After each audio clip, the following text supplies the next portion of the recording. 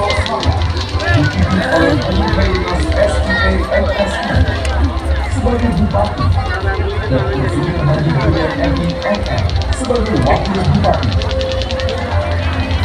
Mengusung visi menuju Solok Selatan yang maju dan sejahtera, Kabupaten Solok Selatan kian berbenah.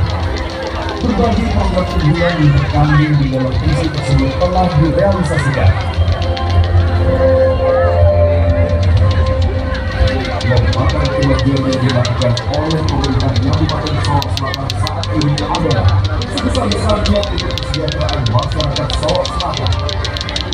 Diperlukan semangat simpati, soliditas, serta semangat untuk berkali-kali